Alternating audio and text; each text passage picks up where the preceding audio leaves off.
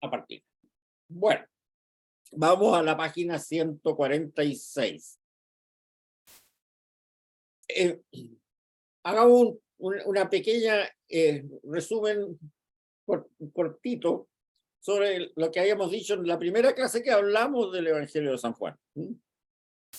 O sea, hay una tradición que aparece una comunidad arrancando, ya vimos de dónde, de las alturas de Golán, más o menos, qué sé yo, etcétera, etcétera, etcétera, y que llega a Éfeso, en Asia Menor, una ciudad absolutamente griega en ese momento, que tenía una situación social totalmente distinta de la que narra el Evangelio, con esas persecuciones de los judíos, qué sé yo, etcétera, etcétera, etcétera. Entonces aparece esa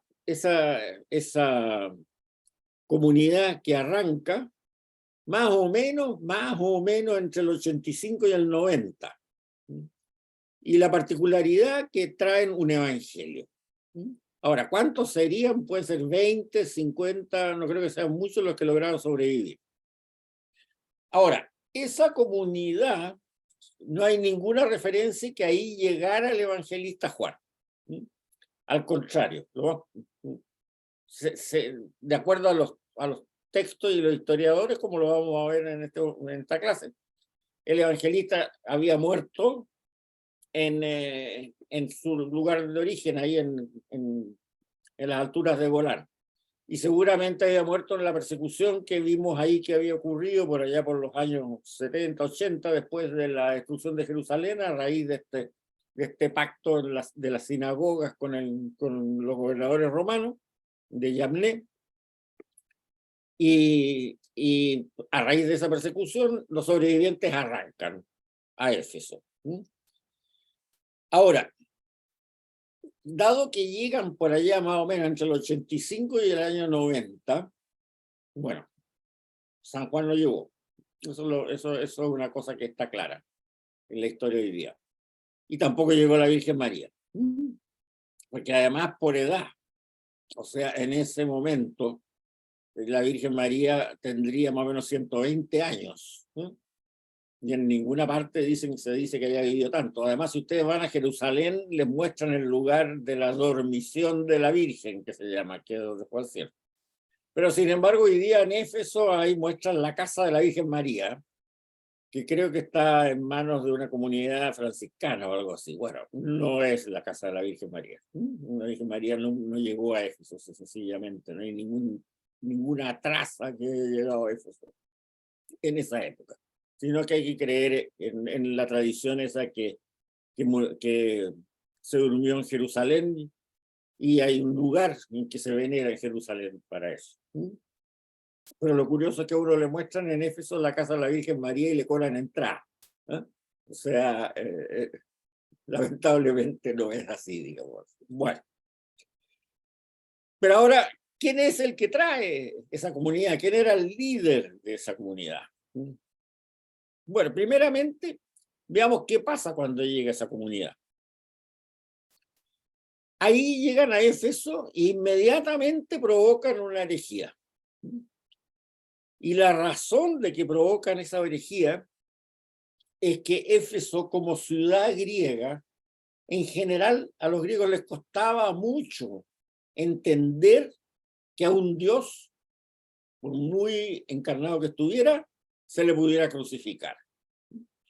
Para la mentalidad griega, los dioses no aguantaban eso, sencillamente. Los dioses, si alguien los quería tomar preso, tiraban rayos, truenos, qué sé yo, y destruían con una miradita nomás al atrevido que les pensaba hacer daño. Entonces, como que nunca se convencieron bien las comunidades griegas de que efectivamente la crucifixión fuera real. Pero bueno, no se les había presentado la opción de quejarse de eso todavía.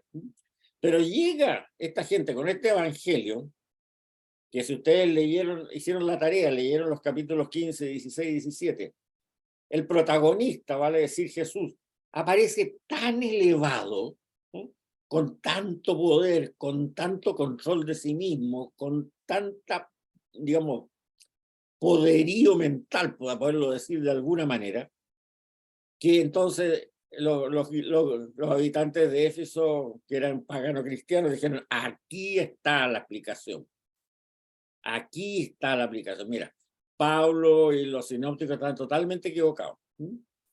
Aquí está la aplicación. La humanidad de Cristo era aparente. Y este evangelio muestra muy bien eso. La humanidad de Cristo es aparente. Y eso es lo que se llama el docetismo, que es la humanidad es aparente solamente. O sea, efectivamente, a Cristo lo crucificaron, pero él no sufría porque su humanidad era aparente. Era como dijéramos una visión, una alucinación que nosotros teníamos, ¿no? Entonces lo clavaron, claro, pero no lo clavaron a él, clavaron a un espíritu con imagen humana nomás, ¿no? Entonces no había ningún problema en eso. Ahí sí que lo entiendo, decían estos griegos. O sea, la humanidad de Cristo era aparente, él no sufrió, no lo clavaron, no pasó nada.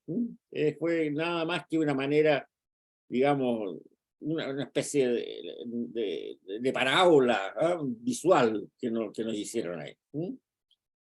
Entonces, bueno, surge el docetismo y ese cisma que se provoca ahí en Éfeso es sumamente grave para la iglesia, porque en el fondo convertía todo el relato de la pasión y muerte y resurrección en una fábula moralista, pero que no tenía nada de verdad.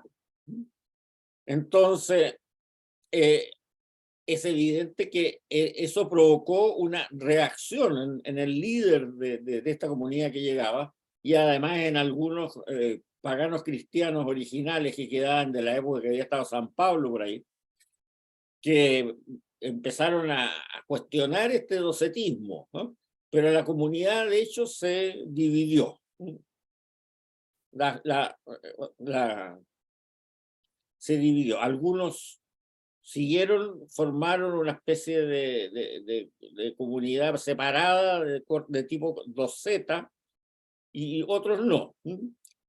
Pero entonces ahí surge este señor que escribe las tres cartas de San Juan, que se dicen ahí, que es alguien de su escuela, igual que pasó con San Pablo, ¿no es cierto? Que hay un Pablo I, un Pablo II y un Pablo III, como les decía yo. O sea, el que escribió las cartas originales, los discípulos que escribieron en nombre de él, qué sé yo, cuando surgieron problemas, etc. Aquí surge un Juan II, también, que es el líder de esta comunidad que llega y que permanece en la fe y que escribe estas tres cartas. Y el objetivo de estas tres cartas es demostrar que claramente el Evangelio no es 2Z. O sea, el Evangelio, Cristo tiene una verdadera naturaleza humana y sufrió en la cruz y murió en la cruz y resucitó al tercer día. Desde el punto de vista de los 2Z, si no tenía naturaleza humana real, sino que era un fantasma con apariencia humana, claro, no fue ni crucificado, ni murió, ni resucitó, estaba siempre nomás. Entonces, era grave el problema. Entonces, el objetivo de estas tres cartas es mostrar que la teoría 2Z estaba equivocada. Pero ahí uno puede sacar algunas conclusiones de que efectivamente este Juan de Éfeso, porque le llaman Juan también, no era el evangelista, porque le cuesta mucho mostrar el antidocetismo. O sea, si él hubiera sido el evangelista y él hubiera escrito el documento que llevó a Éfeso, muy fácil, lo corrige. Si él lo escribió, lo puede corregir. Perdón, me entendieron mal. Entonces voy a explicarlo mejor, ¿no? Y cambia algunos párrafos para que se entienda bien. En cambio, el autor de las cartas no se atreve a corregir el Evangelio. ¿Y por qué no se atreve a corregir la redacción, digamos, del Evangelio? ¿Y por qué no se atreve? Bueno, porque él no lo había escrito. Era el escrito de su maestro, el evangelista. El evangelista era el maestro de este Juan de Éfeso. Entonces, es por eso lo que hace es escribir estas 3 cartas, y eso sí, además le agrega un epílogo al Evangelio, pero sin corregir el texto, el texto que enviado, el texto del evangelista, sino que le agrega un epílogo al final. Entonces, tenemos esta situación de que tenemos un Juan de Éfeso, y que el problema en realidad, porque históricamente se ha confundido esto, es porque se llama Juan. Además, en el caso de Pablo, sus discípulos no se llamaban Pablo, ¿no? Se llamaban Timoteo, Tito, qué sé yo, etcétera, los que escribieron las cartas de la escuela. Entonces, claramente eran 2 personas distintas. Pero este señor se llama Juan, también, se llama Juan. Juan de Éfeso, o Juan el anciano, o Juan el presbítero también, porque él se firma como el presbítero. Y él se defiende como ser el guardián fiel de lo que se ha dicho. Eso dicen estas cartas. Por eso que él prefiere atacar al docetismo haciendo unas cartas interpretativas, unas epístolas interpretativas, tal como le pasó a San Pablo en la segunda carta a los tesalonicenses, que ya lo hablamos, que sus discípulos escriben después de su muerte una carta interpretativa de lo que había dicho Pablo en la primera tesalonicense, en el sentido de que la segunda venida de Cristo, él no había dicho que fuera inminente.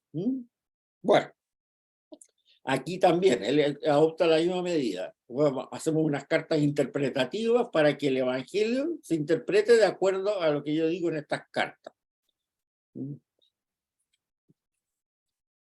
Ahora, la definición clara del problema, o sea, la explicación clara, la vuelve a dar nuestro querido amigo Papías. ¿Se acuerdan? Papías era el que nos contó cómo se había escrito el Evangelio de San Marcos, y Papías nos contó cómo se había escrito el Evangelio de San Mateo también. Ahora, Papías no dice cómo se escribió el Evangelio de Juan, pero sí dice claramente que había 2 Juanes. Uno, el evangelista, el discípulo predilecto del Señor, y otro que se le llama Juan el anciano. No se sabe muy bien si esto significa un sacerdote, obispo o un anciano. Lo más probable es que fueran las 2 cosas. Un sacerdote anciano. Porque presbítero significa eso, anciano, pero se le da el nombre de presbítero a los sacerdotes también. Ahora, y él dice, Papías dice, que él nunca conoció ni vio al apóstol Juan, pero sí conoció al presbítero Juan de Éfeso. Entonces está claro, ¿no?, que es otro, incluso más. Por ahí en alguna nota le puse yo también el texto de Papías, ¿no?, en que claramente el verbo que usa cuando se refiere al apóstol Juan está en pasado, ¿no?, en el pasado, mientras que el verbo que usa cuando se refiere al anciano Juan, al presbítero Juan, al Juan de Éfeso, está en presente. O sea, en el tiempo que escribe Papías esto, Juan de Éfeso todavía estaba vivo y él lo conocía. En cambio, ya Juan Evangelista había muerto. Ahora, desgraciadamente después las tradiciones, a partir del siglo III, por ahí empezaron las tradiciones de la iglesia, empezaron a confundir los 2 Juanes, ¿no? Y durante mucho tiempo se pensó que era un solo Juan nomás, y por lo tanto, obviamente, Juan de Éfeso era el apóstol, y si el apóstol había estado en Éfeso, entonces había traído a la Virgen María, y ahí se creó la tradición de la casa de la Virgen María que existe en Éfeso, que eso es Pamplina, como lo acabamos de decir. Pero está muy claro eso. Pero eso provocó una serie de cosas bien simpáticas y bien divertidas también. Que entonces, para que Juan pudiera haber estado en Éfeso a partir del año 90, quiere decir que cuando estuvo con el Señor era un adolescente. Entonces, si ustedes se fijan en los cuadros del Renacimiento, a San Juan en la Última Cena siempre lo pintan como un preadolescente incluso. lo cual está en abierta contradicción con el Evangelio, que habla que era un pescador de Galilea, que estaba pescando en Galilea varios años antes todavía de la última cena, y además que era conocido del sumo sacerdote y que se paseaba por la casa del sumo sacerdote como Pedro por su casa, puesto que él es el que entró cuando estaban juzgando al Señor en la casa de Caifás, entró, habló con los guardias de la casa del sumo sacerdote para que dejaran entrar a Pedro, para que se pudiera calentar al lado de un fogón, donde después lo traicionó. O sea, un adolescente que había tenido que empezar a ser pescador prácticamente de guagua, pero que además tenía autoridad para entrar a la casa del sumo sacerdote y conseguir que dejaran entrar a su amigo Pedro a la casa, no calza, sencillamente no calza. No era adolescente, era un adulto, en la época de la pasión era un adulto hecho y derecho que tenía amistades poderosas en Jerusalén. Y si era un adulto hecho y derecho en esa época, bueno, volvemos a lo mismo que decíamos de la Virgen, tendría que tener como 120 años cuando llegó a Éfeso y la gente no duraba tanto. O sea, la solución de mezclar los dos Juanes en uno solo, ¿no? Por no creerle a Papías, provoca más problemas que los que resuelve. O sea, está equivocada. Aquí hay una nota que me mandó mi querido amigo, colega de la Escuela de Ingeniería y actual obispo, don Felipe Bacarreza. Dice lo siguiente, en la nota 141, se las leo. Respecto al autor del cuarto evangelio hay una discusión. Está claro que el evangelio fue escrito por el discípulo amado, o sea, el discípulo que recibía las confidencias de Jesús. Pero la identificación de ese discípulo con el apóstol Juan, hijo de Zebedeo, se ha hecho muy problemática. En efecto, ese discípulo aparece solamente cuando Jesús ya está en Jerusalén, o sea, del capítulo 13 en adelante. El discípulo tiene libre acceso al palacio del sumo sacerdote y tiene poder para que dejen entrar a Pedro, vale decir, se mueve en Jerusalén como por su casa, y está al pie de la cruz sin temor a los soldados. Pero todo eso no calza con un humilde pescador de Galilea. En el cuarto evangelio no hay ningún apóstol de nombre Juan. El único Juan que se nombra en ese evangelio es el Bautista. Algunos dicen que no se nombra por humildad. Yo creo que también no se nombra por miedo a las persecuciones, pero pueden ser las dos casos. Y si yo agregué eso. Entonces ahí tenemos claramente esta diferencia. Ahora, las epístolas de la escuela de Juan, digámosle ya como son, porque no hay epístolas de Juan, son de la escuela de Juan, y el epílogo o el segundo final del Evangelio son precisamente para demostrar que no era, los zetas no tenían razón. Fíjense lo que dice la primera carta de Juan. Queridos míos, no crean a todos los que se dicen inspirados. Más bien, pongan a prueba la inspiración que pretenden para ver si procede de Dios, porque han aparecido en el mundo muchos falsos profetas. En esto reconocerán al que Dios inspira todo, o sea, al que dice la verdad. Toda inspiración que confiesa que Jesús es el Mesías venido en carne mortal, fíjense el énfasis que le pone a eso, procede de Dios. Y toda inspiración que no confiesa a ese Jesús venido en carne mortal no procede de Dios, sino más bien del anticristo. O sea, ahí está clarísimo. Toda inspiración que dice que Jesús vino en carne mortal es verdadera. Y toda inspiración que dice que Cristo no vino en carne mortal, o sea, el docetismo, es del anticristo. Veamos ahora el capítulo 21 del Evangelio, que es este epílogo que agrega este Juan de Éfeso. Vamos a ver. Primero veamos cómo termina el capítulo 20. El capítulo 20 termina con el relato ese de Tomás, ¿ah?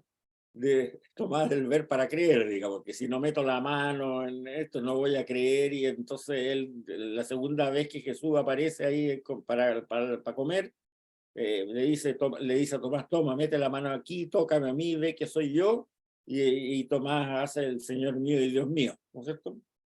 Bueno, ese relato termina y lo que viene a continuación es esta siguiente frase. Otras muchas señales hizo Jesús en presencia de sus discípulos, que no están relatadas en este libro.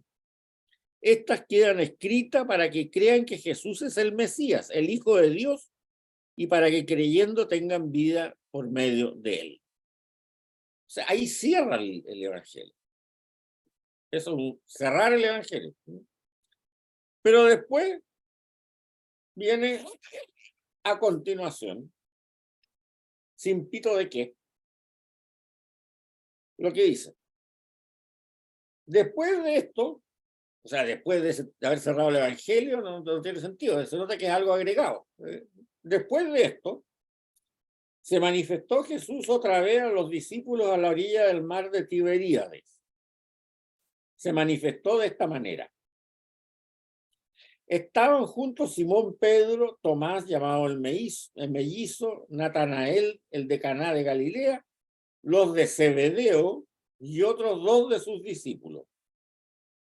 Fíjense, habla de los de Zebedeo junto con Natanael, qué sé yo, y no habla de yo.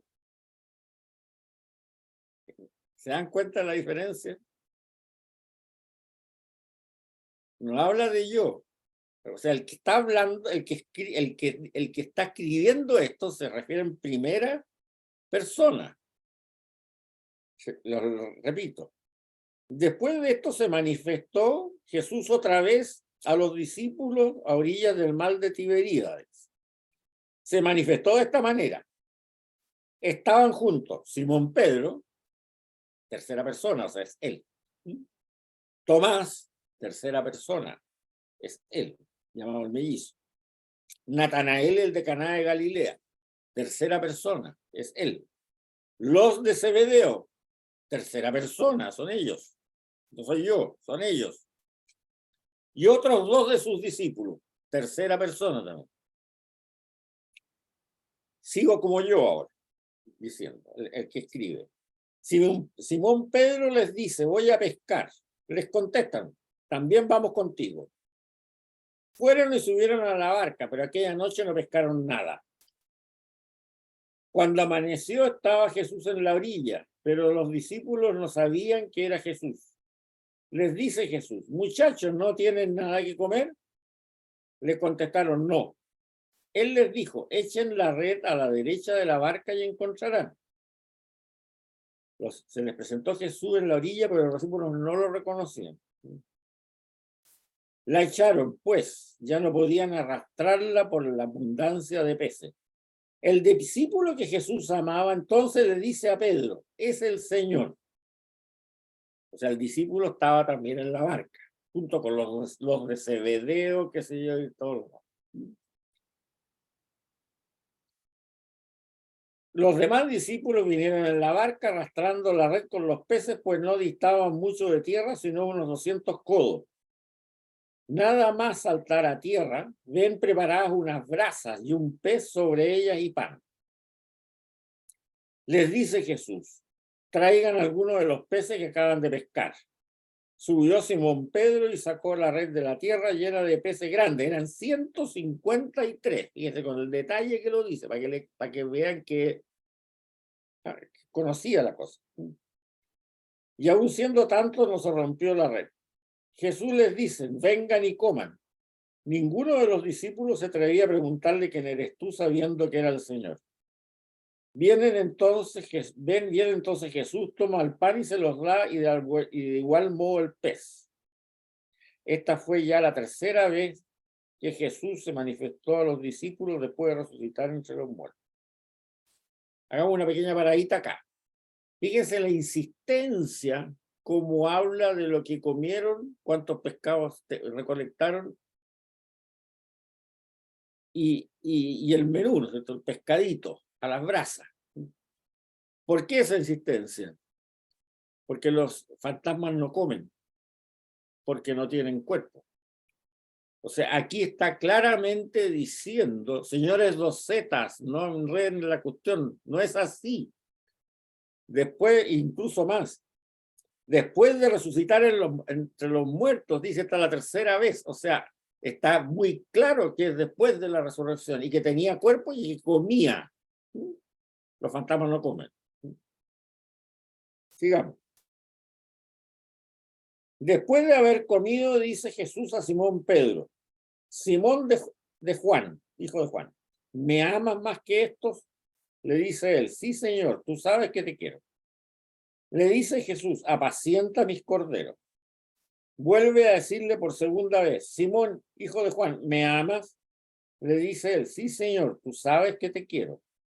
Le dice Jesús, apacienta mis ovejas.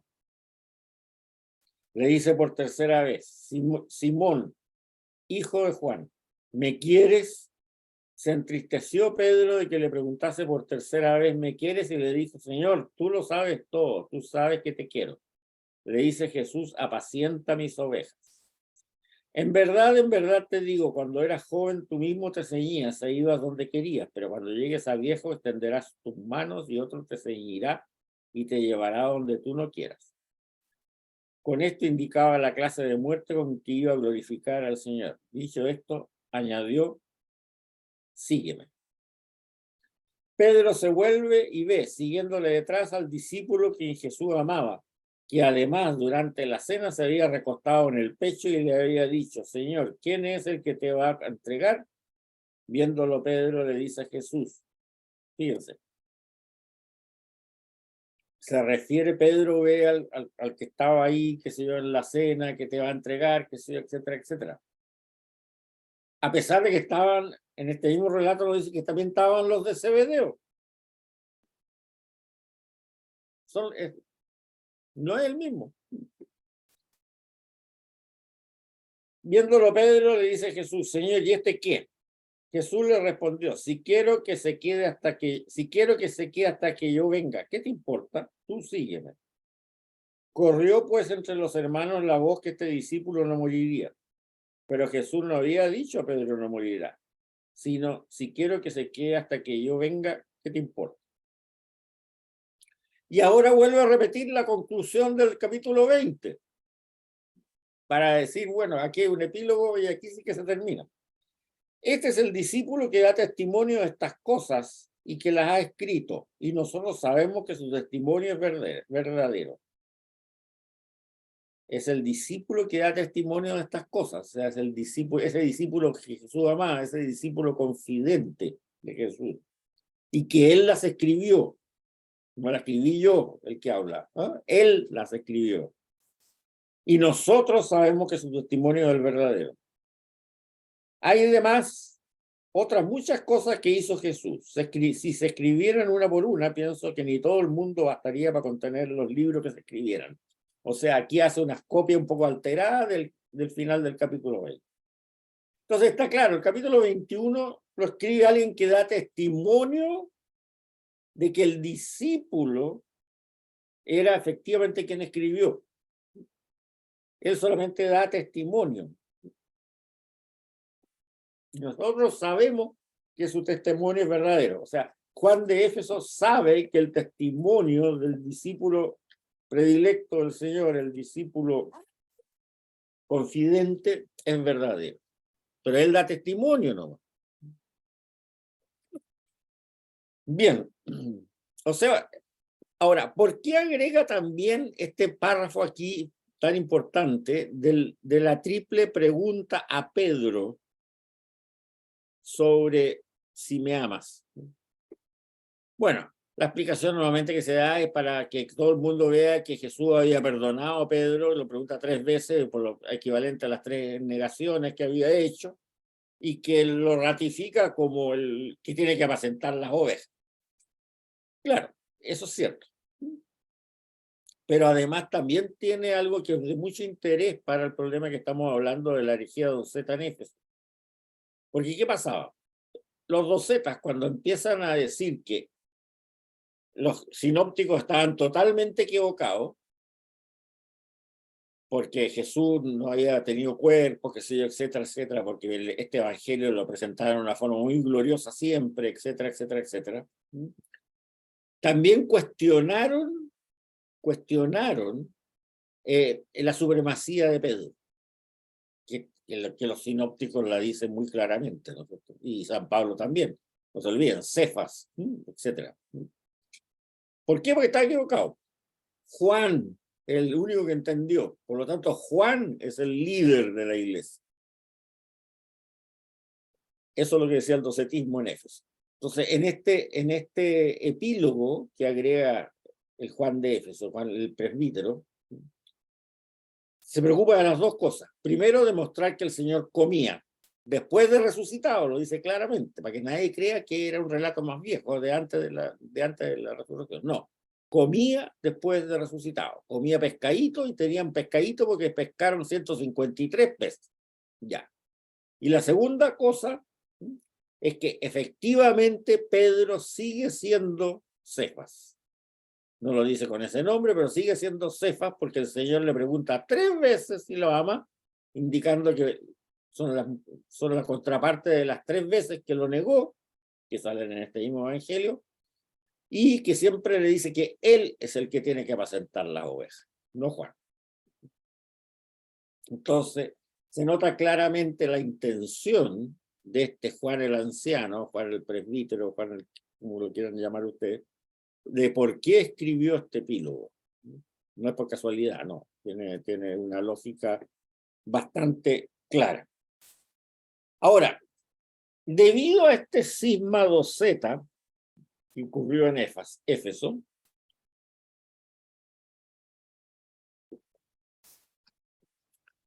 el Evangelio de San Juan tardó en ser aceptado por la iglesia, por la gran iglesia. Así como los sinópticos ya nadie dudaba de su canonicidad, digámoslo así, en el siglo I, el Evangelio de San Juan demoró unos 50 años, desde que se conoció en Éfeso, por allá por el año 90, en ser aceptado 100%. Y eso vamos a verlo en 2 clases más en la historia de eso, ¿no? Y era por esa razón, sí, claro, sí, estupendo el Evangelio, dice cosas muy interesantes, sí, es cierto, es maravilloso, todo lo que tú crees. Pero el Señor sería realmente humano, tenía naturaleza humana 100%. Ese problemita anduvo zumbando todavía por los oídos unos 40 o 50 años después. Pero ya en el año 140 tenemos el primer testimonio de que se acepta claramente como evangelio inspirado en un documento que vamos a estudiar en un par de clases más, pero que si bien ese documento que se llama el Canon de Muratori, respecto a los sinópticos no le cabe la menor duda que son inspirados, no cabe la menor duda. En el caso del Evangelio de San Juan, tampoco le cabe la menor duda, pero tiene que fundamentar por qué no le cabe la menor duda. O sea, hay una diferencia. Pero ya en el 140 el problema se podría decir que ya estaba solucionado. A partir de esa época en adelante, ya siempre son los 4 evangelios. Pero lo que sí que quedó claro en esta tradición es que el evangelio tiene que ser interpretado como lo dicen las epístolas. Tal como Primera Tesalonicense de Pablo tiene que ser interpretada como dice la Segunda Tesalonicense que la escribió la Escuela de Pablo, para que se entienda bien. El evangelio tiene que ser interpretado de acuerdo a lo que dicen las epístolas. ¿Y qué es lo que insiste en las epístolas de este Juan el anciano, el presbítero, Juan de Éfeso, como lo quieran llamar? En la perfecta naturaleza humana del Señor. Ese es el objetivo principal.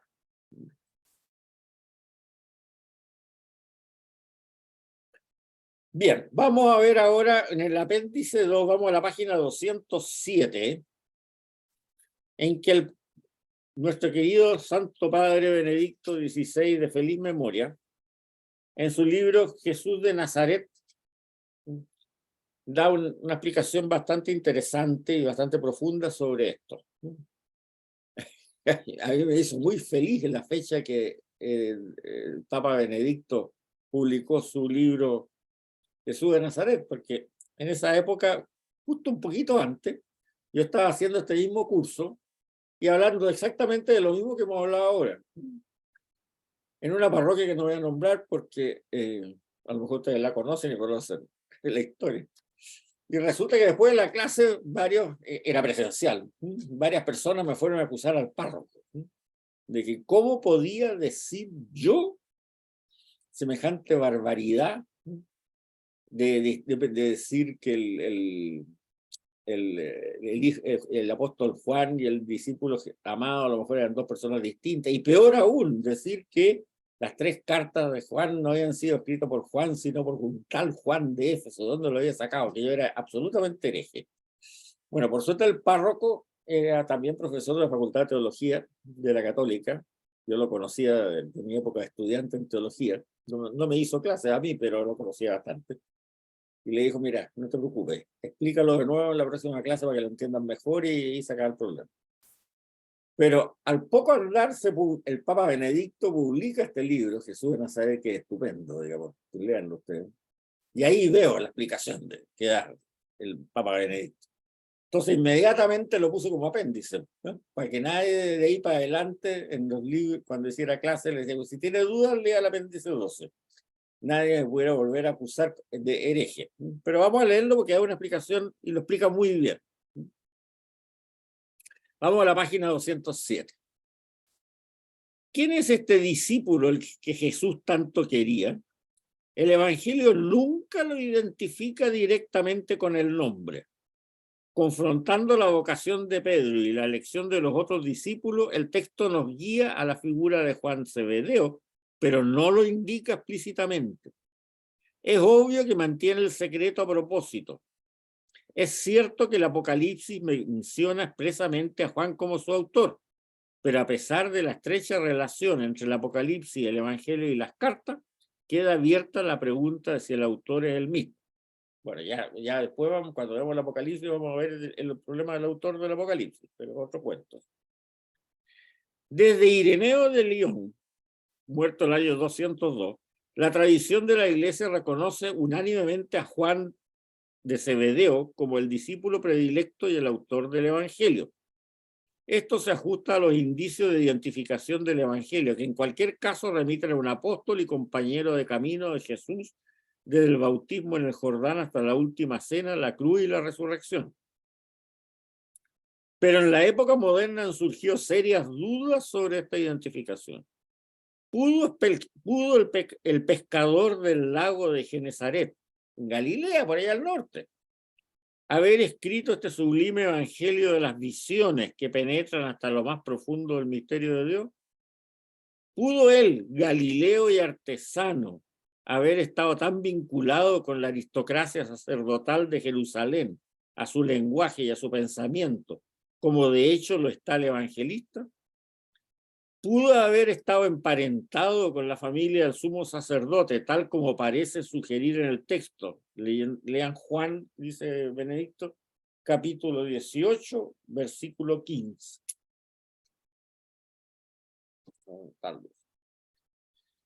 Tras los estudios, sigue Papa Benedicto, tras los estudios de Jean Colson, Jacques Winandi y Marie-Émile Boismart, el exégeta francés Henri Cassel ha demostrado con un estudio sociológico sobre el sacerdocio del templo ante su destrucción que una identificación de este tipo es posible. Los sacerdotes ejercían sus servicios por turnos semanales 2 veces al año. Al finalizar dicho servicio, el sacerdote regresaba a su tierra. Por ello, no era inusual que ejerciera otra profesión para ganarse la vida. Además del Evangelio se desprende que Zebedeo, o sea, el padre, no era un simple pescador, sino que daba trabajo a diversos jornaleros, lo que hacía posible que sus hijos pudieran dejarlo. Zebedeo, pues, puede ser muy bien un sacerdote, pero al mismo tiempo tener también una propiedad en Galilea, mientras la pesca en el lago le ayuda a ganarse la vida. Tal vez tenía solo una casa de paso en el barrio de Jerusalén habitado por esenios o en su cercanía.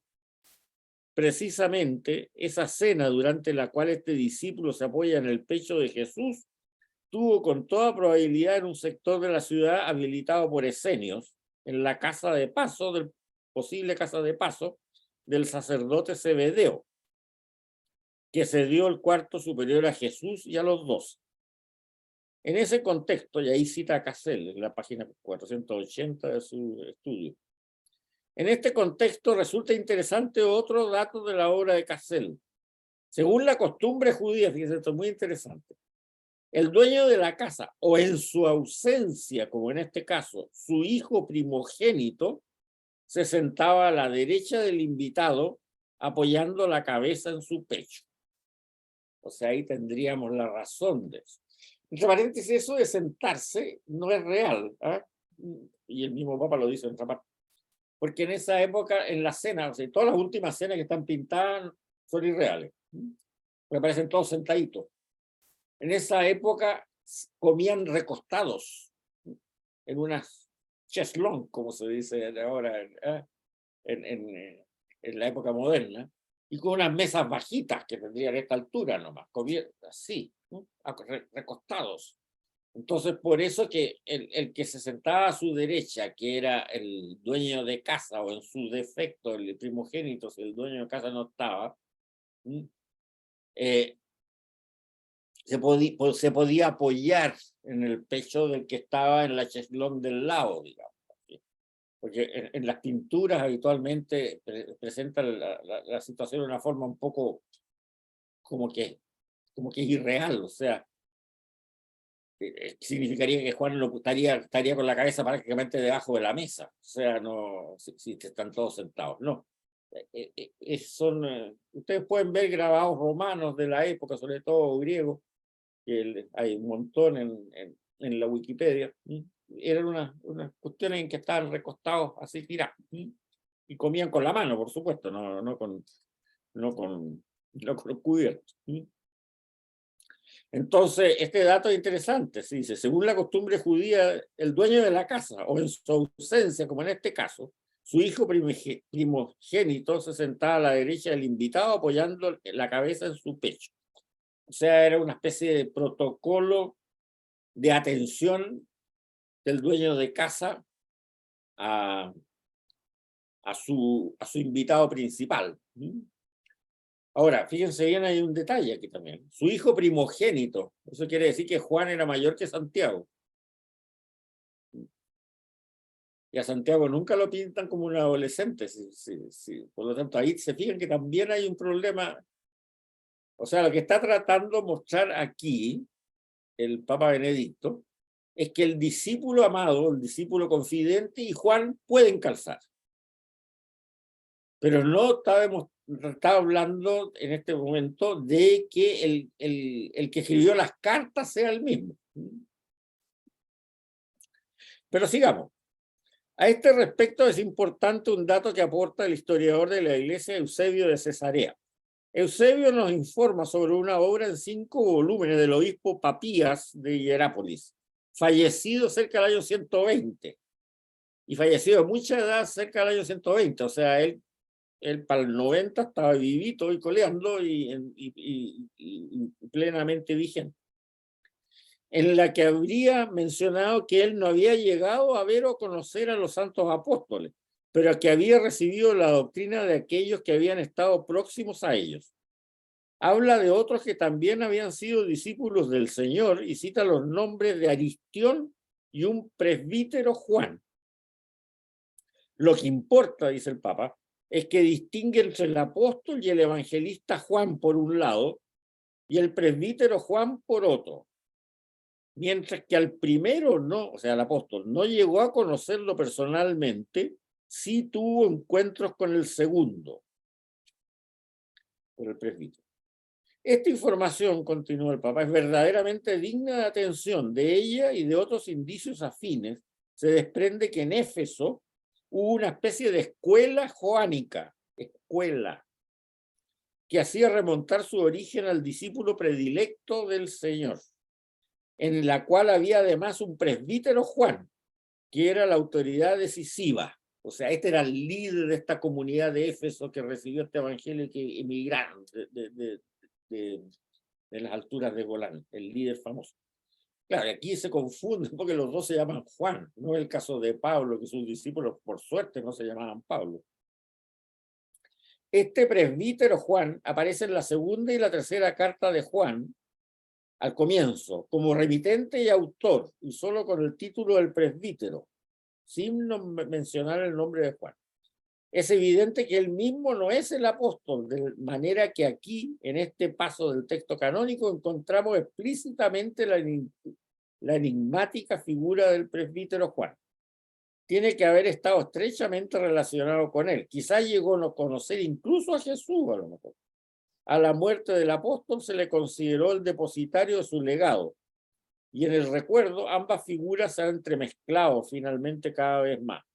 En cualquier caso, podemos atribuir al presbítero Juan una función esencial en la reacción definitiva del texto evangélico, durante la cual él se consideró indudablemente siempre como el administrador de la tradición recibida del hijo de Zebedeo.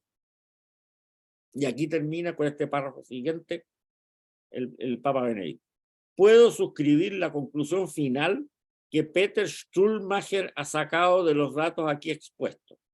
Para él, los contenidos del Evangelio se remontan al discípulo que Jesús de modo especial amaba.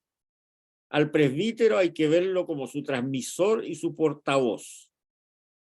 En el mismo sentido, dice el Papa, se expresan Eugen Rockstuhl y Peter Schnulnik. El autor del Evangelio de Juan es, por así decirlo, el administrador de la herencia del discípulo predilecto. Bueno, yo creo que con esto queda, es bien confuso el problema, pero queda claro. Queda claro. Y eso es importante verlo, porque si no, como les digo, históricamente no calzan las cosas, si uno las ve así como se han enseñado tradicionalmente. Pero, como dice el Papa, lo que hace el presbítero Juan es administrar la tradición y en una forma muy exigente para sí mismo, ¿no? Y aquí hay una frase que pone ahí que es muy, muy interesante. Yo soy el guardián fiel de lo que se ha dicho. O sea, da un testimonio fuerte, da un testimonio fuerte. Entonces tenemos los problemas.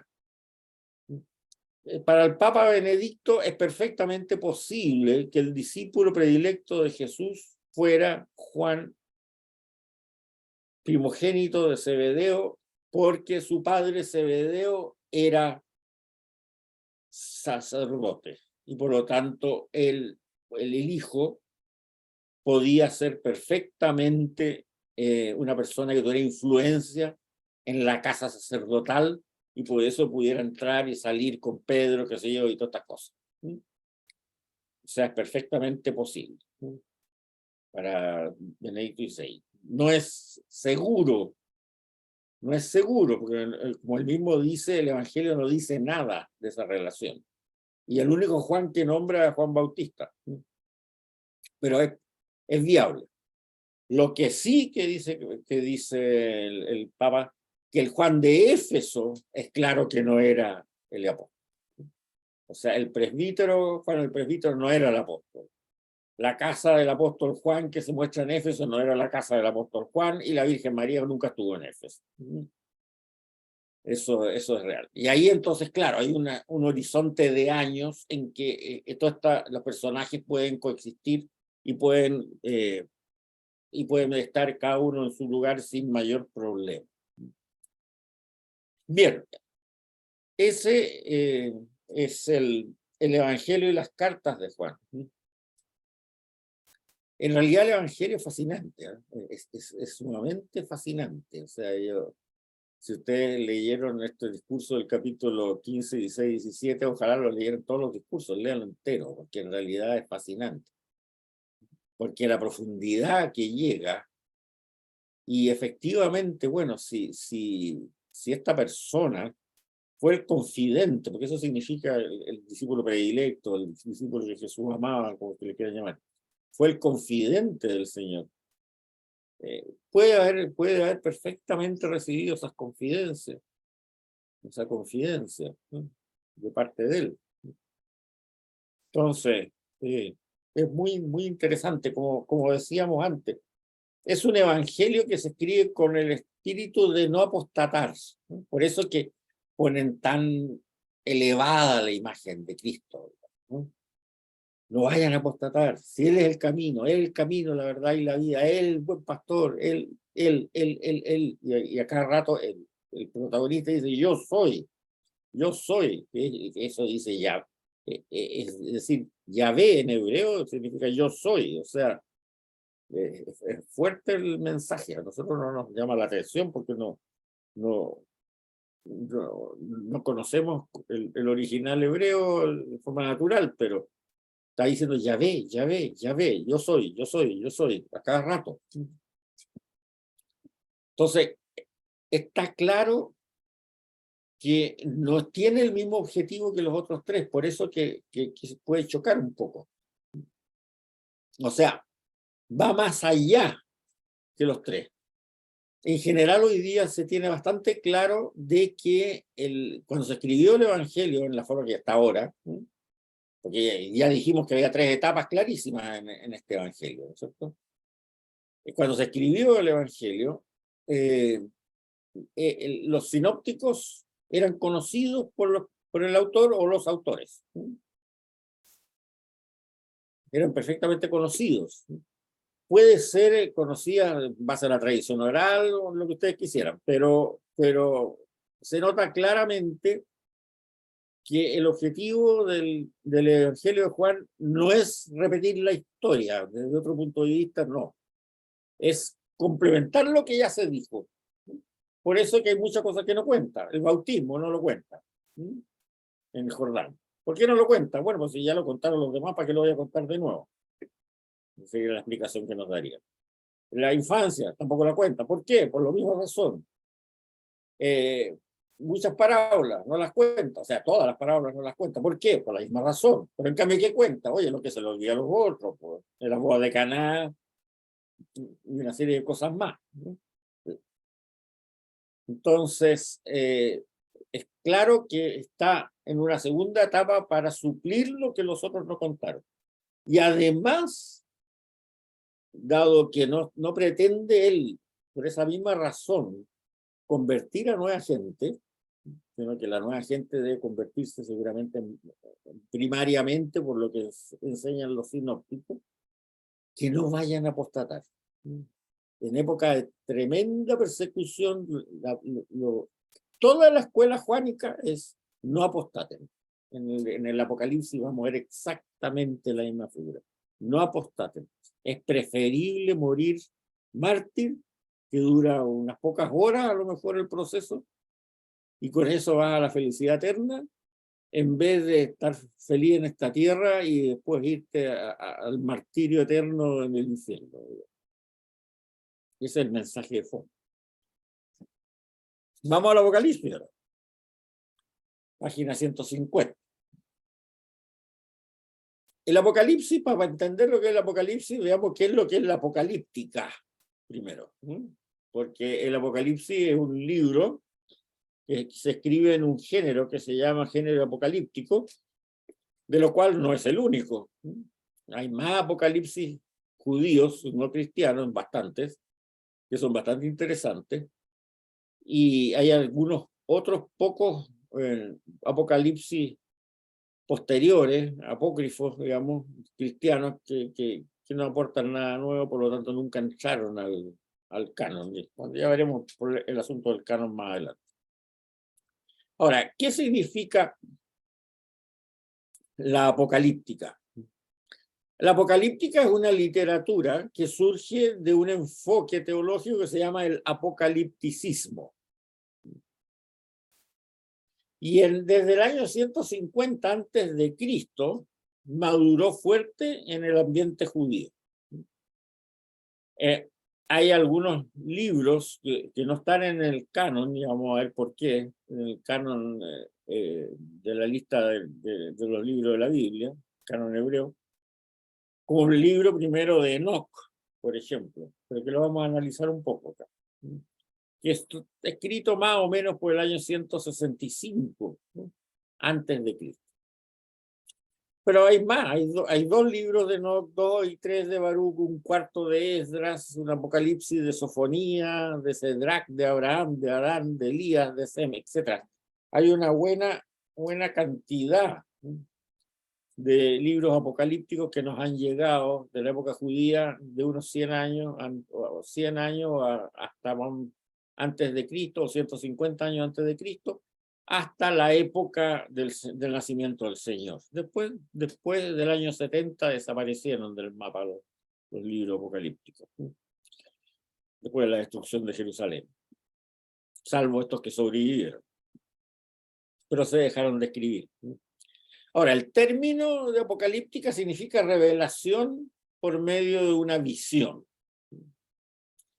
En general, un personaje celestial se le aparece a alguien en una visión o en un sueño y le da a conocer una serie de verdades sobre el futuro de la vida personal, de la historia o sobre la constitución del mundo.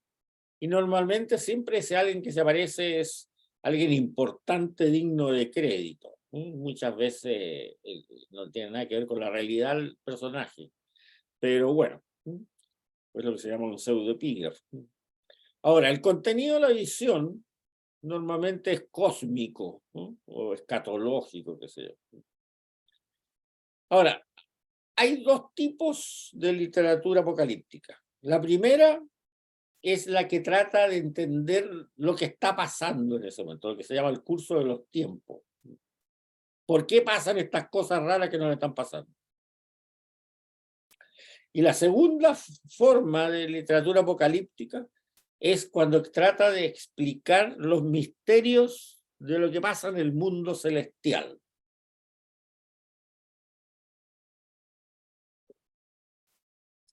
Son las dos cosas. O sea, y a veces están relacionadas.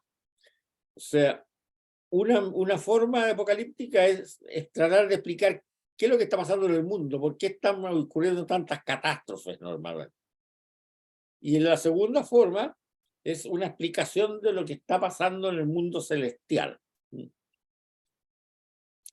Y ambas se presentan como revelaciones sobrenaturales por un ser celestial. Y el contenido normalmente es sobre el final de la vida humana o la transformación que habrá de experimentar el cosmos al término de la historia. Y ahí al término de la historia normalmente vendrá un juicio divino. Ahora, una cosa bien importante de la apocalíptica es que abre el horizonte. Abre el horizonte a un horizonte universal. Porque hasta ese momento, los libros religiosos, inspirados o no inspirados, siempre se referían a la historia de Israel en esos tiempos. O sea, el libro de Isaías, el libro de Jeremías, el libro de los Macabeos, todo eso se refería a lo que estaba pasando en Israel, se referían a la historia del pueblo escogido. No se metían a analizar qué es lo que pasaba a nivel cosmológico, ¿no? De la creación global. Pero en la apocalíptica, sí. O sea, el horizonte se abre, el horizonte del relato se abre a todo el cosmos, ni siquiera solamente a todo el mundo, sino a todo el cosmos. Estas cosas que pasan en el mundo celeste, de batallas de ángeles con demonios, qué sé yo, cosas de ese tipo. Ahora, las características más importantes de la apocalíptica son las siguientes. Primero, el dualismo. Y eso se nota también en la escuela de Juan. Ya lo hablábamos en el caso del Evangelio, y en el caso del Apocalipsis igual, el libro del Apocalipsis, el dualismo. O sea, están los buenos por un lado y los malos por el otro. Los buenos son los benditos, los elegidos, etcétera, etcétera. y los malos son todos los que se arrastran por el pecado o la perdición, que sí. No existen términos medios. Los buenos son buenos, buenos, buenos, buenos, y los malos son malos, malos, malos, malos. No hay grises. Y también eso lo vimos en el Evangelio también. Los unos son hijos de Satán y los otros son el pueblo fiel que trata de sobrevivir. Ahora, los buenos además son muy pocos, lo que se llama un resto, un grupo privilegiado. Es un resto, son unos pocos. Y los malos son una multitud avasalladora que arrastran el mundo a su perdición final de no mediar una acción decisiva de Yahvé, que se anuncia en este libro apocalíptico, cualquiera que sea el libro apocalíptico. Y por lo tanto son medios sectarios, ¿no?, estos libros apocalípticos. O sea, si uno lee un poco el Evangelio de San Juan, está teñido un poco de esto, por eso que la escuela de Juan escribe un Apocalipsis también. Lo que hablábamos de los judíos, ¿no?, se habla de los judíos masas, así, como alguien que son perversos frente a la comunidad, cosa que no manifiestan los evangelios sinópticos, que nos hablan de los judíos como un grupo cerrado, sino que hablan de los fariseos, los celotas, los saduceos, etc. En ese sentido, como hablábamos en la clase pasada, choca un poco el Evangelio de Juan, porque además los discípulos de Juan, los benditos, ¿no?, eran todos judíos igual. Pero bueno, ya explicamos de dónde venía ese problema. Por eso que los libros apocalípticos son bastante sectarios. En esta época también florece la comunidad de Qumran, la que escribió los manuscritos del Mar Muerto, que tenía una especie de monasterio, para decirlo de alguna forma, ahí, una comunidad que vivía ahí, pero no era un monasterio como son los monasterios nuestros, porque vivía gente casada con hijos allá. Pero se retiraban de Jerusalén porque consideraban que Jerusalén era una ciudad podrida, y solamente ellos eran los buenos. Entonces vivían aparte de toda esa gente podrida que estaba en Jerusalén. O sea, sectarismo. En general, la apocalíptica es bastante sectaria por este dualismo. Los buenos por un lado, los malos por el otro. La segunda característica de la apocalíptica es una visión lineal de la historia que tiende a un punto final, en que se cumplirán las promesas de Dios. En la época que estamos hablando, se consideraba que la historia era más o menos cíclica, no era tan lineal. En cambio, la apocalíptica dicen, no, estamos en realidad muy mal. El pecado por todas partes, nos van a matar a todos los que somos el resto, que sé yo, etcétera, etcétera. Pero va a llegar un momento en que Dios va a actuar y ahí va a ser la bendición eterna. Y los malos los ángeles los van a liquidar, y a nosotros nos van a dar la corona de la alegría y vamos a estar felices en el paraíso. O sea, la historia se define como que tiende directamente a un punto final glorioso, pero el presente es pésimo. Y entonces, curiosamente, también esta corriente apocalíptica, estamos hablando de 165, 150 años antes de Cristo, ¿no es cierto?, empieza a tomar prestado conceptos de los últimos libros de la Biblia, entre ellos la resurrección. La resurrección, primero, en el libro segundo de los Macabeos, se esperaba para los justos, o sea, para la gente que había muerto adorando a Dios, muchos de ellos mártires. Pero después se amplía para todos la resurrección, por allá por el año 100 antes de Cristo. Unos para la bendición eterna y los otros para la maldición eterna. En principio se pensaba que solamente iban a resucitar los buenos, digamos, y los otros desaparecían del mapa. Pero después no, de acuerdo a los últimos libros que se van escribiendo de la Biblia del Antiguo Testamento. Y eso lo toma también la apocalíptica. porque esa visión final de la historia era muy importante en la resurrección. O sea, los mártires, si se morían, no podían quedar ahí nomás, ¿no? Porque si no, nadie hubiera deseado escoger el martirio si con eso iba a acabar igual. Entonces, surge esta resurrección al final de los tiempos. Por eso esta visión lineal de la historia. Y la toma la apocalíptica de los últimos libros del Antiguo Testamento. Ahora, eso significa que en la línea histórica está dividida en dos mundos, ¿no? El presente, lleno de dificultades y pruebas, y el futuro va a ser el ámbito de la acción divina, que se cumplirán todas las promesas de Dios, pero se presenta ya como algo nuevo que Dios va a crear de nuevo. Eso también es novedoso, porque en el mesianismo clásico de Israel, lo que se esperaba era un rey de la dinastía de David, que iba a instaurar un reino glorioso en la tierra. ¿Se acuerdan? Eso es lo que habíamos hablado incluso en la época de Pablo, con la discusión con los judeocristianos. O sea, iba a haber un vástago de Jesé, como dice el Salmo, que iba a reinar en Israel, iba a restaurar el reino de Israel, y todas las naciones, ¿se acuerdan?, iban a acudir a Jerusalén a honrar al Dios de Israel.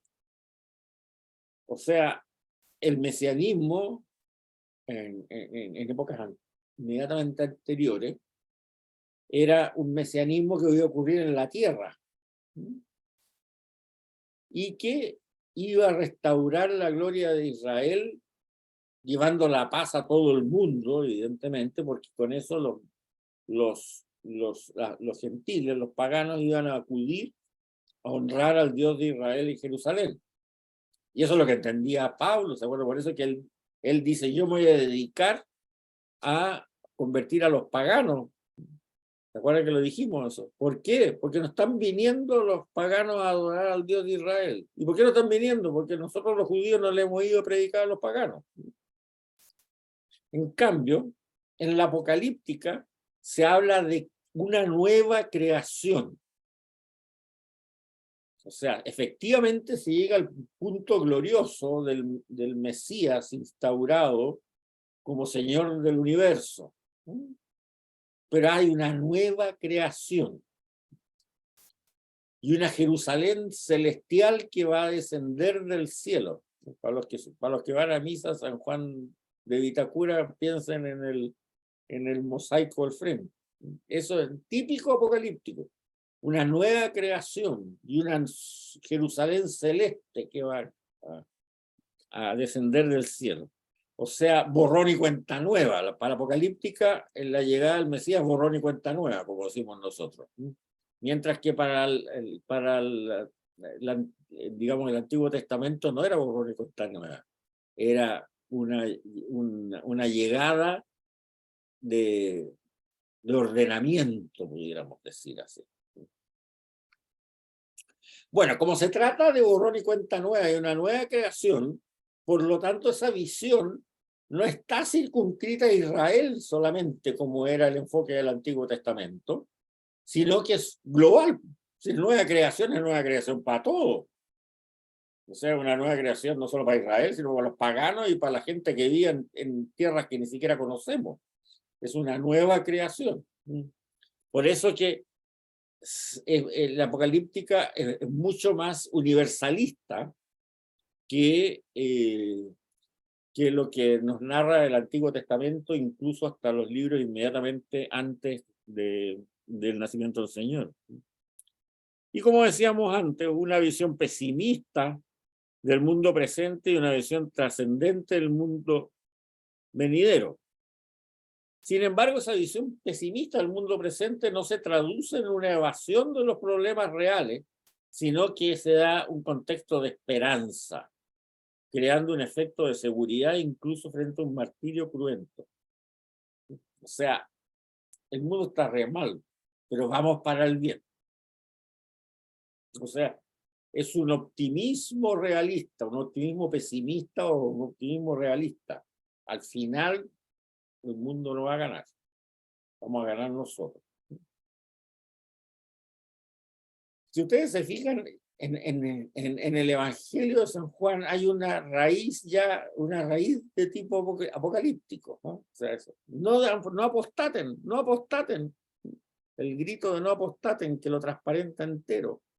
Será un martirio de un momento, pero no apostaten, no le echen incienso a la estatua del emperador. El último arranque, vámonos a Éfeso, veamos cómo nos arreglamos, pero no apostatar, porque va a haber una nueva creación.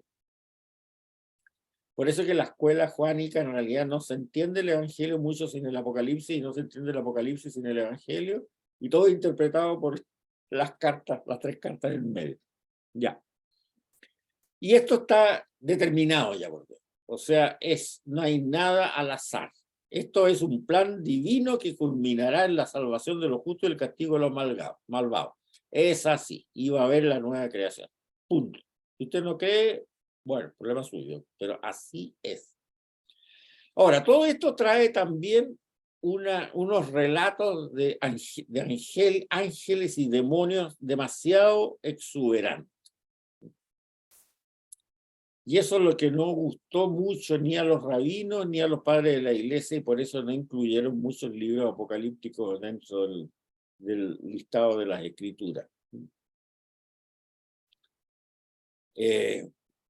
Las batallas celestiales son extraordinarias. O sea, ángeles que pelean con los demonios, capitaneados por San Miguel, arcángel, y jerarquías de ángeles, y jerarquías de demonios. Todo eso no sale en la Sagrada Escritura. Es literatura apocalíptica de la época, sí, que fue usada mucho, sobre todo en los artistas del finales de la Edad Media y del Renacimiento. Uno los ve en los vitrales de las catedrales europeas, esas peleas de ángeles con demonios, pero en la Biblia no salen. Son de la literatura judía apocalíptica de los últimos 150 años antes de Cristo. Y también tienen, por supuesto, un contexto mesiánico fuerte. Esto es el libro apocalíptico. En la segunda parte del libro de Daniel es de género apocalíptico. El libro de Daniel del Antiguo Testamento tiene dos mitades.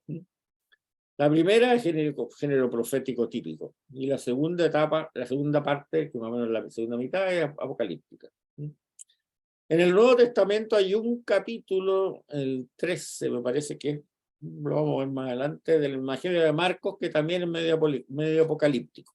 Y después está el Apocalipsis de la escuela juánica.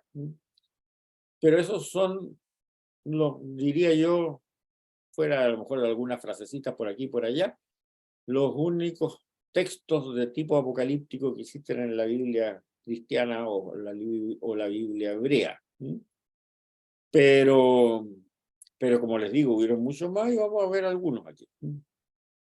Ahora, ¿por qué no les gustó mucho ni al judaísmo rabínico post años 70, ni a la iglesia cristiana estos libros apocalípticos?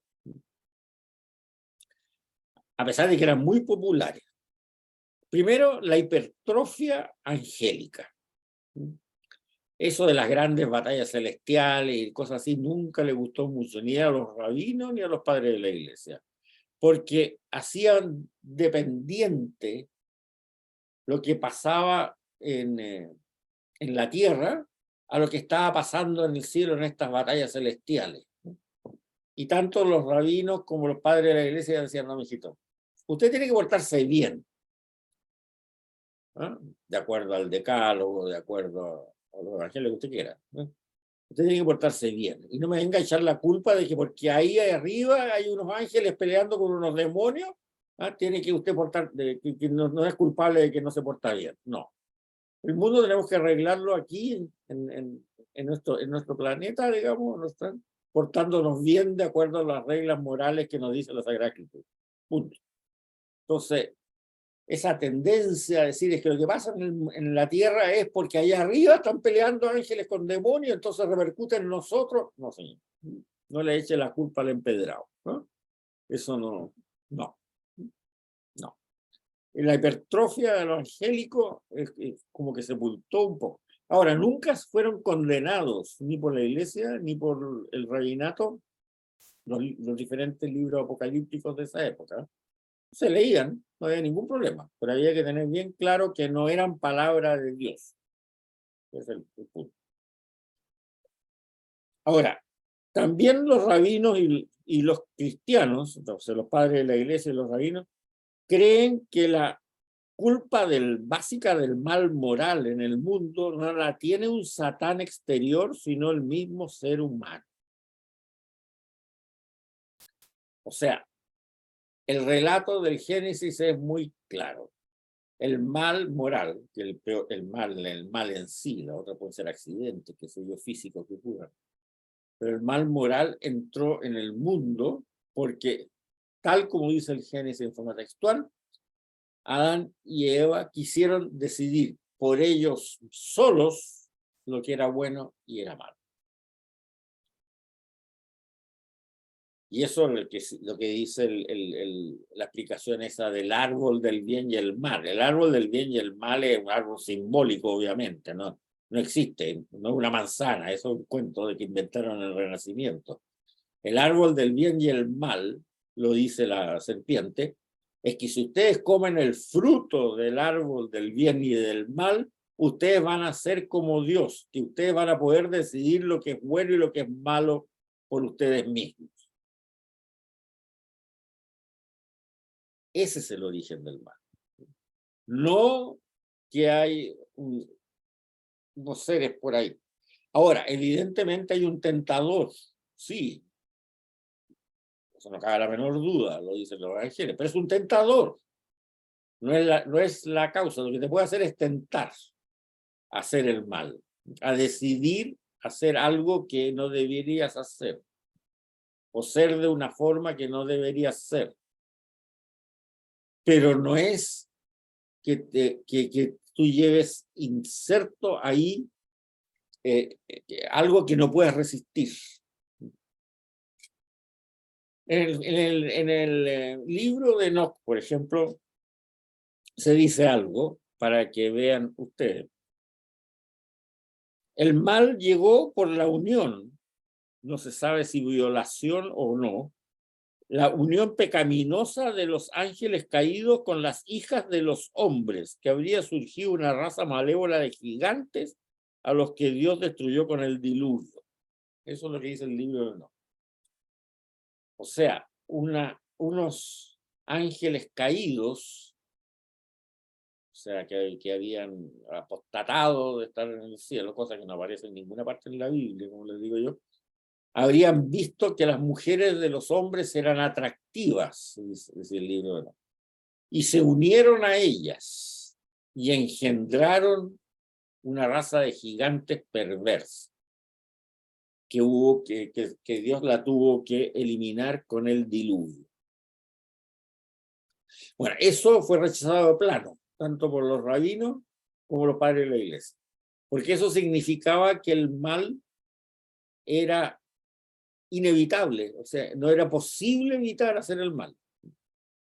Porque si tú tenías ese gen de un ángel caído que había sido a lo mejor pareja de tu tatarabuela, está ahí frito. Ya no podías decidir libremente hacer el bien. O sea, era un determinismo total. No, a los rabinos no les dijeron no. El mal llegó porque el ser humano quiere decidir lo que es bueno y malo de por sí mismo. Y eso significa comer, eso se explica con esto de comer el fruto del árbol del bien y del mal. Es una decisión libre y espontánea de cada ser humano, no genético.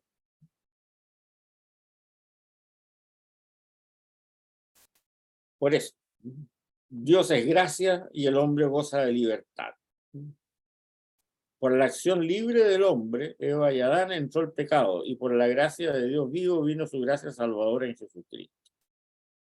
Ahora, sin embargo, ocurrió que algunas características del apocalipticismo sí efectivamente tuvieron gran influencia en la naciente iglesia cristiana.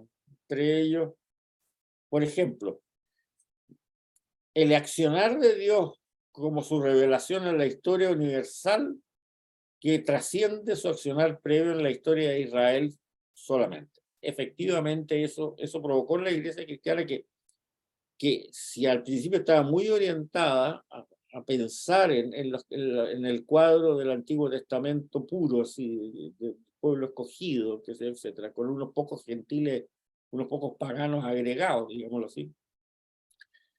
La teología cristiana a partir del siglo segundo o tercero empezó a pensar ya abiertamente en un esquema global mundial. Eso es un hecho.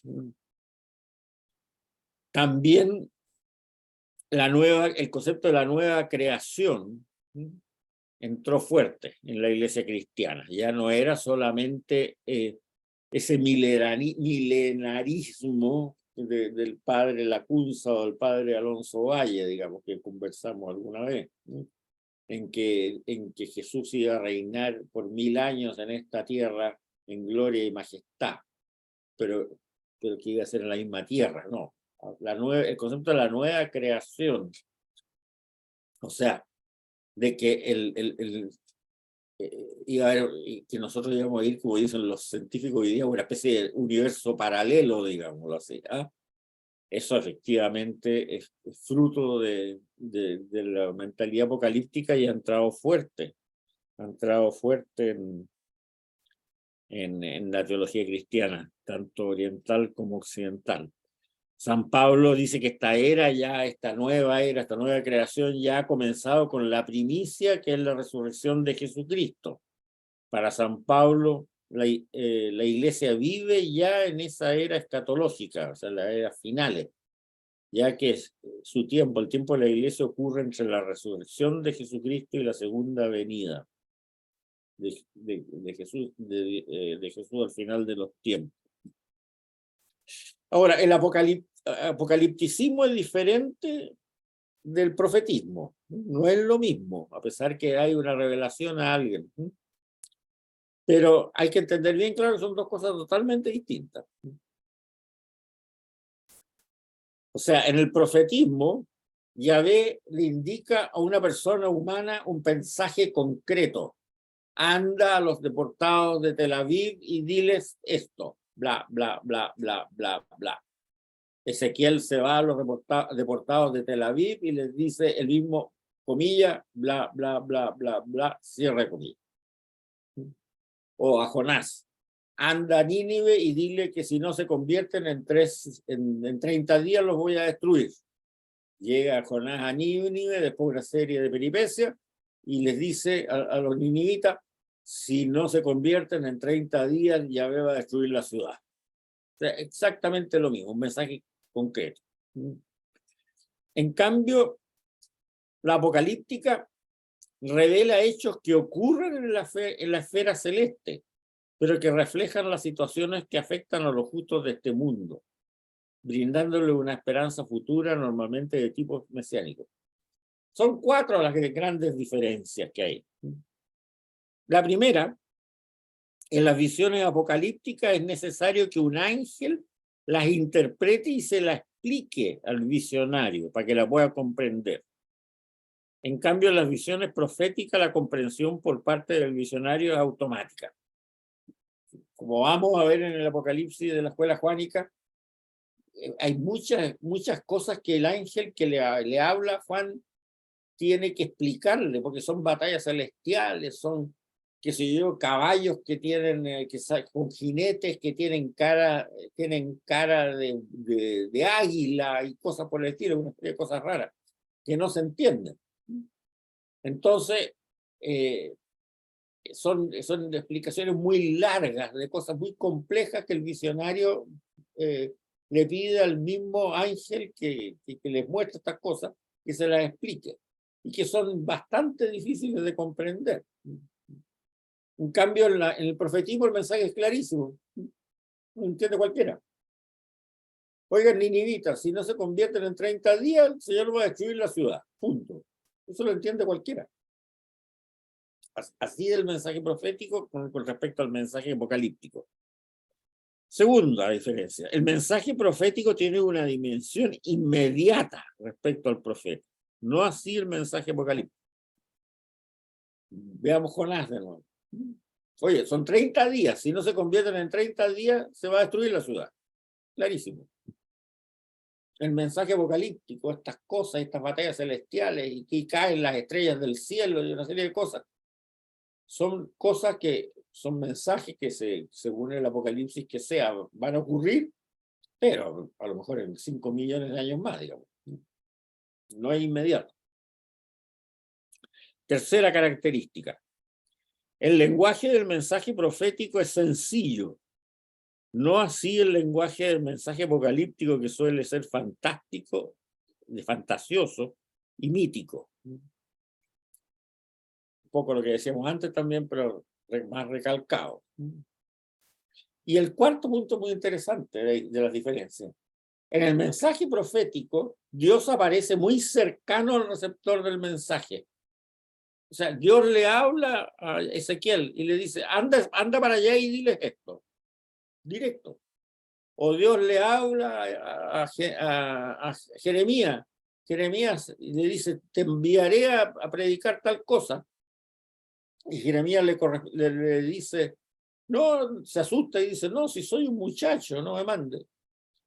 Y Dios le contesta, no, si ya no eres un muchacho, y tú dirás lo que yo te digo que digas. Punto. Es inmediato. En cambio, en los mensajes apocalípticos, Dios siempre está por allá arriba, mirando estas batallas celestiales, que es lo que pasa. Y es un intérprete intermedio el que le dice al visionario, o sea, un ángel o qué sé yo, algo por el estilo. O sea, en el mensaje apocalíptico siempre Dios habla en tiempo presente, eso sí, no en tiempo futuro, pero está por allá arriba viendo todas estas cosas raras que pasan. En el mensaje profético directo, le digo, anda para allá y dile esto. Punto. Bien, vamos a quedar hasta aquí. Hay un punto muy interesante de la apocalíptica que vamos a empezar a ver, que lo vamos a ver en la próxima clase, que es el concepto del Hijo del Hombre, que en los evangelios se dice y se repite muchas veces y que tiene un significado muy propio, muy especial, y que lo heredamos del lenguaje apocalíptico. Y después vamos a hablar ya del libro del Apocalipsis del Nuevo Testamento y seguiremos con el tema, con los temas. Bien, vamos